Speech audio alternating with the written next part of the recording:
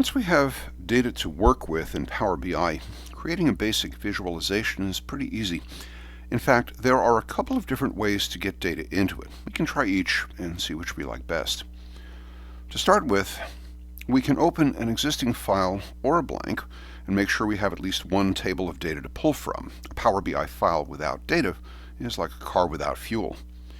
More tables can be useful, but one or two are needed at the least. We've already got a couple tables of data from Excel here, so we'll get directly to creating. For some kinds of data, simply clicking check marks in the list of fields will do. Let's say we want to chart sales totals by quarter and region. If we check the boxes for quarter here, region right here, and total sales, we do get a visual all right, but it's a table. What we want to do here is charting specifically. After all, a picture is worth 1,000 words. Now, we can go over to the Visualizations pane and select the clustered column chart and get close to the arrangement we want, but some reworking would still be required. So in this case, a more efficient method would be to create a blank visual and add fields in the right places right off the bat. We'll delete the visual and start over. We want a clustered column chart, so we'll find and click that in the Visuals pane once again. And then at the bottom of the new visual, we can click the icon or button for focus mode to get in close and work more comfortably. And in the lower part of the Visuals pane, we now have the places to put fields. Power BI calls them buckets. From here, it gets a little easier. All we have to do now is figure out which fields should go in which buckets to give an understandable picture, rather like a chart or pivot chart in Microsoft Excel. We usually have a time-related field run left to right across the chart in the x-axis. So we'll grab a hold of order date and put it in the x-axis bucket, literally just drag and drop. A whole bunch of stuff pops up in the x-axis bucket. We'll deal with that in just a second. But next, we'll drag total sales to the y-axis, which begins to give us our numerical data, and the taller the column, the more the amount, also a normal feature. Then region can go into the legend space to break the data down, divide up the columns without making it too busy. But now we can ask, what can we trim out from our fields to make the chart simpler and more understandable? Well, we notice that order date is a hierarchy. In fact, we can see that over here in our data pane. A date hierarchy showing year, quarter, month, and day, kind of like country, state, and city. But in the x-axis bucket, we can click the x's to remove the levels of information we don't need or want. We can remove year, for example, because it's all dated in 1 year for our batch of data here. And we can also remove month and day, because by leaving in just quarter, we make the information understandable. We leave enough to learn something and not be overwhelmed.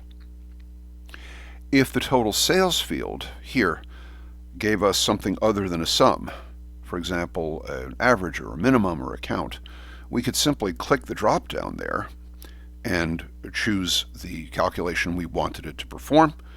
This is actually one thing we have to watch out for. The program sometimes assumes we want one calculation instead of another, but it's easy enough to change.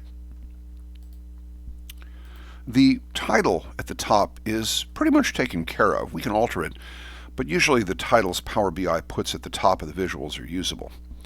But we can, and sometimes should, do some fine-tuning of certain other elements. For example, the y-axis title, sum of total sales, could be made to show the unit of currency, as we don't really know from what's there. And to make the change, we can go to the top of the Visuals pane and click this button here, bring up the second part, Format Your Visual. When we do that, we can go to the Visual subsection here, and we can open up the y-axis area. What we're looking for is the title control. We might have to scroll down depending. Here's title, and click the opener for that, and change the title text. It defaults to auto. What we want there is US dollars. And right above that, in the values area, you can open that up and change the display units here to thousands, because when we do this, we can see the vertical axis is a little more intuitive in terms of labeling now. One of Power BI's other quirks, though, is how it displays certain kinds of numbers. We can see here, if we hover on a couple of the different columns, we sometimes see the money numbers in the tooltips coming up with as many as 8 or 10 decimal places. We only need 2. It turns out the fix for this is pretty easy, though.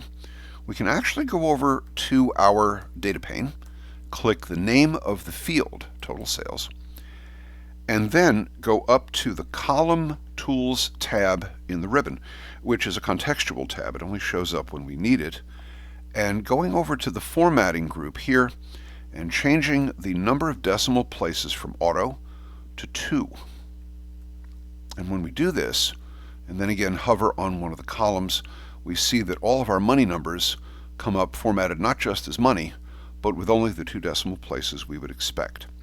That pretty much completes the job.